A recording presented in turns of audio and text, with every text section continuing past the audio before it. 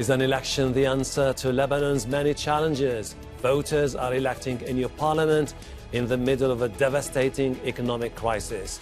But from mismanagement to corruption to outside interference, will this vote make any difference? This is Inside Story.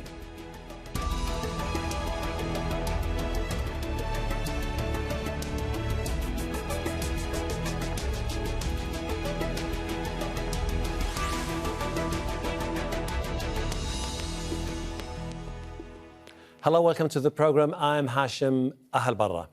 Lebanon is a country in crisis. It suffered an economic meltdown in 2019 and was hit again during the pandemic in 2020. That same year, a horrific explosion, one of the largest in human history, killed more than 200 people and destroyed much of the capital, Beirut. Unable to find accountability for the explosion, the entire government resigned. Lebanon's current political system dates back to the end of its civil war in 1990, put into place to bring stability after years of fighting. But now that same system designed to protect a fragile peace is seen by many as an obstacle to real change. We'll get to our guests in a moment. First, this report from Rasul Serdar in Beirut. As the political instability and the economic crisis continue in Lebanon, these elections are being seen by many as a test for real change in the country. A total of 718 candidates are running for 128 seats in the parliament, which is equally divided between Muslims and Christians. However, neither the Christians nor the Muslims are united. In Lebanon, traditionally, two competing camps have been dominating politics for nearly 2 decades. The March 8 coalition, which includes the pro-Iranian and pro-Syrian parties such as the Christian Free Patriotic Movement and Shia Muslim Hezbollah and Amal movements. On the other side has been March 14 coalition, which consists of the anti-Iranian, anti-Syrian parties such as the Christian Lebanese Forces and the Sunni Muslim Future Movement and Druze Muslim Progressive Socialist Party. But things have changed now. So the leader of the future movement, Saad Hariri, who was also the former prime minister and once was holding the largest Sunni bloc in the parliament, said that his party will not run for the election and is going to boycott the election, which this is a decision that effectively put an end to March 14 coalition and also left the Sunnis in the country without a leader, while the Shia Muslim parties are trying hard to gain the majority in the parliament once again. So in Lebanon, there will be a presidential elections in October. And so the outcome of these elections are not going to only determine who will have the majority in the parliament, but also it will have a remarkable impact on who will be the next president and the prime minister of the country. Rasul Serdar for Inside Story. Lebanon's economic situation is dire. The United Nations says nearly 80% of its people live in poverty, and more than 300,000 lost their homes in the 2020 port explosion. Medical stockpiles are running low and some hospitals are in ruins, and those that are functioning are usually overwhelmed. The Lebanese currency has lost more than 90% of its value, devastating for a nation that imports most of its goods. The World Food Programme says nearly half of Lebanon's population is struggling to find food, and banks have been blocking people from accessing their money. Let's bring in our guests. They're all joining us from Beirut. Alia Ibrahim is a co-founder and CEO of Daraj.com, an independent digital media platform. Heiko Wimmen is a project director for Iraq, Syria, Lebanon at the International Crisis Group. And Jamal Ghosn is a political commentator and former editor of Al-Akhbar English newspaper. Welcome to the program. Alia, Is this election going to deliver the change that many Lebanese have been hoping for? Well, we shouldn't expect any miracles to happen. The results of these elections are to a large extent predetermined by almost 100 out of 128 seats. And that's because of the law that has been adopted by the political elite. Despite their differences, despite the contradictions, they have put together a law that guarantees the regeneration of the same political class. That's not to undermine the importance of even as little as the number of seats that could be gained by new faces should not be undermined. We have to look today at turnout, which until this hour continues to be very low. We have to see what kind of margins and loss between the representatives or the candidates representing new opposition groups versus the political elite. If we're looking at thousands of votes that separate the losers from the winners, then we can easily say that this is a big win for the political establishment. If the losses are in a few hundred votes, it's another landscape. But to say that for the last, we have seen how the political establishment, the whole spectrum has been acting the last few weeks. They have used everything to intimidate, demotivate voters from heading today to the voting polls. Again, magic is not going to happen today. We're not going to see, it was not even possible to see a landsliding victory for the opposition, but we have to look at indicators because this is what's going really to kind of dictate how change could be happening in Lebanon in the future. Heiko, if the voter turnout is going to be low, who's going to benefit from that? I mean, so typically, and I think in any environment, a low voter turnout benefits parties who have efficient organization, who have efficient electoral machine, and who can or have also committed voters, ideologically, politically committed voters, and who will always get their turnout. And it's less good for parties that don't have these means.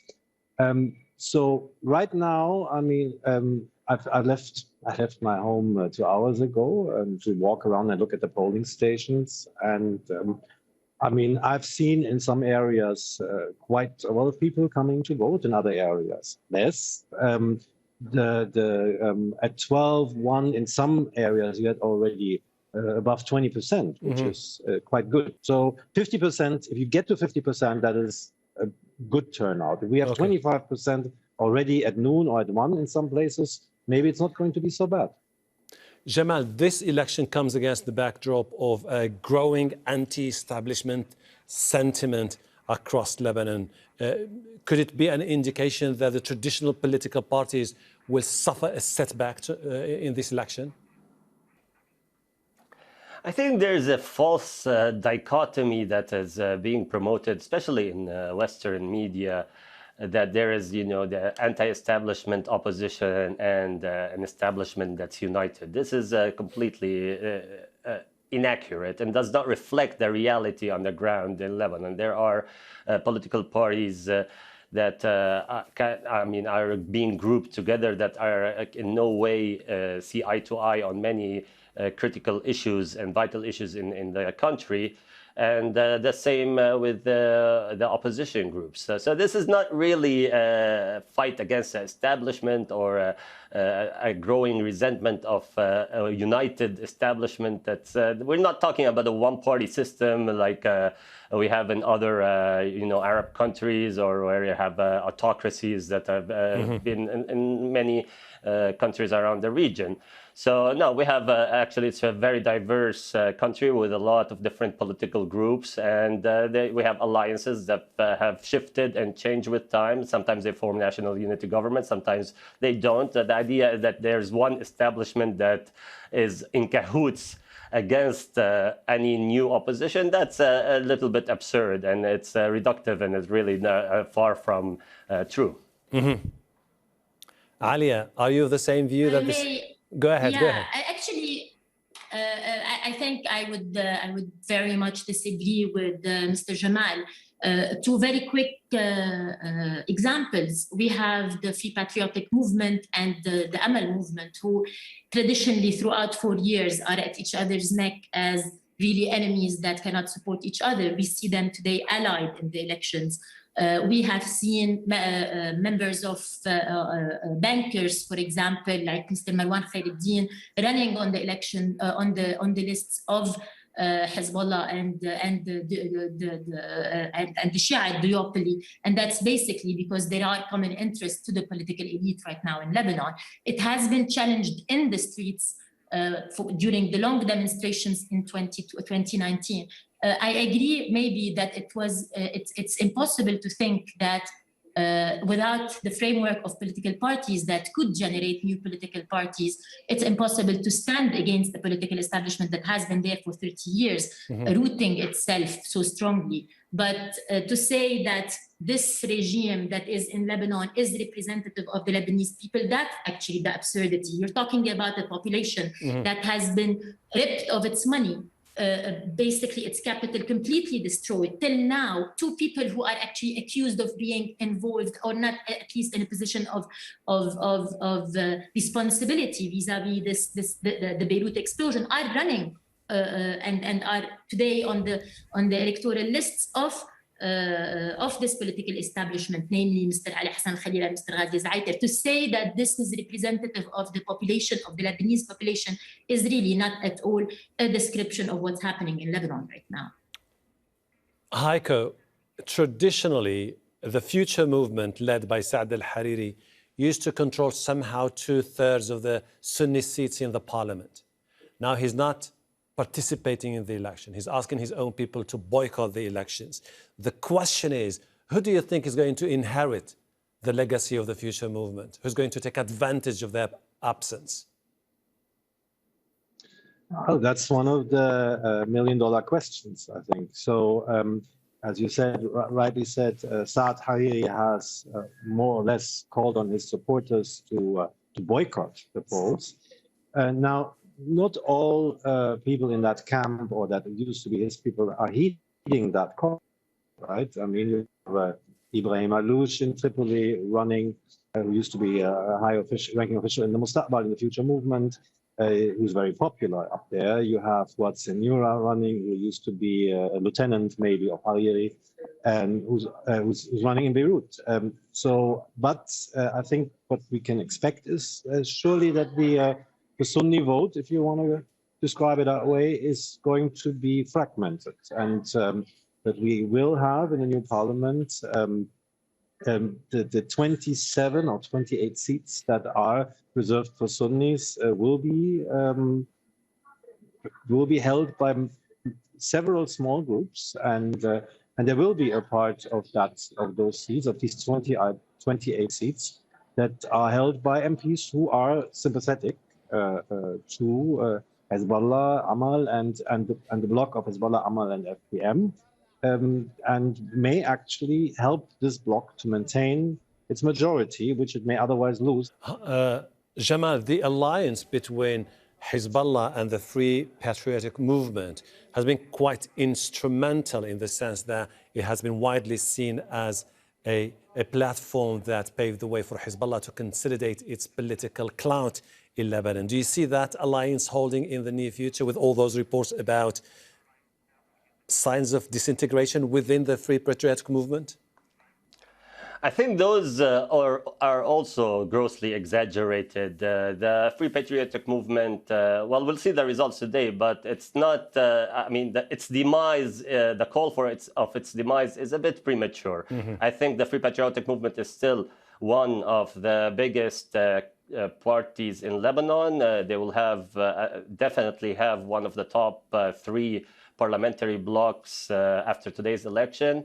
And that's not a disintegration by any means. And this is, we have to keep in mind that this comes after an all-out attack by major powers against pressuring the Free Patriotic Movement. And in order to break their alliance with Hezbollah, we've seen sanctions by the US against the leader of the Free Patriotic Movement, Gibran Bassil. We've seen a lot of foreign forces invest a lot in the opposition and forces that are opposed to the FPM. And yet, despite all of that, it has held together and it will have a strong showing. And I think the idea was that they wanted to delegitimize Gibran Basil's bid to become a serious candidate for president of Lebanon as a representative or a leader of the strongest Christian party in Lebanon. And despite all these efforts, I think he still has a legitimate case to be that. Despite media conglomerate in Lebanon all trying to it was an all-out attack, basically, in the last 2 years against the FPM, and they still held through. We'll see how far they've lost, and this is what's going to dictate whether Gibran Basil can be considered as a presidential candidate of Lebanon or not. Alia, do you agree with those who say that the Lebanese forces led by Samir Ja'ja are likely to continue to bite into the power base of the Free Patriotic Movement and establish themselves? Well, I think even from the statistics that we see now, the biggest question mark is going to be the Christian vote today, because even at this hour, at this early hour, the rates are very high in the Christian areas. Whether or not we know super well that right now Mr. Basil is being supported by Hezbollah and its allies, and all the pro-Syrian presence in Lebanon. Whether or not how much of their big bloc they will be able to retain, this is what you will see in the coming hours. There has been a lot said over the last few months about who possibly could become president in the coming future. This will be reflected probably in these elections. But again, I was this afternoon, and this is the point that need to be made, because it's about really the legitimization of this political establishment. I went to Tripoli today in North Lebanon to vote myself, and on the way I stopped in different areas to see what is happening, and you could easily see with the naked eye that the representation on the ground with the representatives, with delegates, etc., is really for the political parties that have the means. It's for the people, and it's not true that the Lebanese mainstream media has supported the opposition. The Lebanese mainstream media supported those who have the financial means to appear on TV, because it was all paid, and it was on the record. It was known that candidates who have the means could make it on TV for the longest and the prime time slots. This means that this is not to say that this is not a good elections that we need to keep an eye on. This is to say that we have to really be very analytical when we look at the results in the coming few hours. To say that, Heiko, when you have in 2018 the independents saying that they were going to vie for a bigger say, that didn't happen. Today, do you think that the anti-establishment candidates or the pro-October 17 candidates will make somehow a difference in this election? I mean, it's a hard call, but I think it's pretty clear that the competition that you are seeing now in several districts between different lists that all claim the mantle of the October 19 movement, the protest movement, doesn't help, right? I mean, if you have an electoral threshold of, let's say, 8,000 votes, and then you have 4 or 5 lists competing for the same constituency, for the same number of people who do want change, it may give them 1 seat or even 2, depending on how it goes in the counting, and instead they get nothing because all 4 are below the threshold. That could very well be, and now there are many reasons why they were unable to form these unified lists, or at least tactical alliances. But I mean, that is really a failure, I would say. It is a failure of these groups. There are many reasons why, and some reasons make sense. But if today we are not getting the result that we were hoping for, or that those people who were in support of this movement were hoping for, some of the reason is also with them. We must say that. Jamal, if the results just consolidate the fears of the people, which is bringing about the same oligarchs party leaders, traditional elite that has been fomenting sectarian issues in the country. The international community might take a backstage when it comes to delivering the urgent economic rescue package that Lebanon needs to be able to move forward. There, you just touched on it. It's not an establishment and an anti-establishment division. It's a pro-neocolonial power Western elite or pro-Western elite, and there are popular forces that have maintained their representation and their division and their strength despite an all-out attack on them. And the results today will reflect that. You're going to see in the numbers that the pro-sovereignty forces led by the resistant movement Hezbollah and its allies are going to, if you look at the popular voice, because you keep talking about the people, just count the votes and see the popular vote that's going to be, you're going to see that they're going to be underrepresented despite winning, they're going to win the majority in parliament, and yet they're going to be underrepresented because a lot of the people are get marginalized in the Lebanese electoral system in favor of the Beirut elites and the rich neighborhoods in Beirut that get a more favorable count in the elections. And that's why you're going to see some people are going to reach an electoral threshold of around 6,000 and get to parliament, while others will reach 20,000 in areas outside Beirut and not qualify because the system is biased towards the old elites. And we're talking here about the bankers who brought the collapse and the bankruptcy that Lebanon is going through upon it. And now we're not talking about it. We're talking about an imaginary establishment that doesn't exist. Well, you know, people have been saying loads of things, and there are different characterizations anyway as far as the political landscape in Lebanon is concerned. Alia. Yes, because I really have to touch on this. Go ahead. And you don't very have briefly, the time, if you don't mind. Very briefly. Very briefly, yes. But the same people that Mr. Jamal is mentioning, I'm going to mention a story that we published just 2 days ago. Marwan Khairuddin is the owner of Al-Mawarid Bank. He was the bank that transferred the money of the son of Riyad Salemi, who is the central bank governor, after October 19, when the deposits of the Lebanese people were stuck in the banks. This is Mr. Marwan Khairuddin running on the lists of Hezbollah in South Lebanon. This is not the political elite. The political elite, the corrupt elite, is running on the lists of the political establishment, whether we like it or we don't. And it is regenerating itself today on those lists. This is a political elite that is doing everything to protect its rights, its presence, and to stay in power, and to block the road, and to use all those slogans.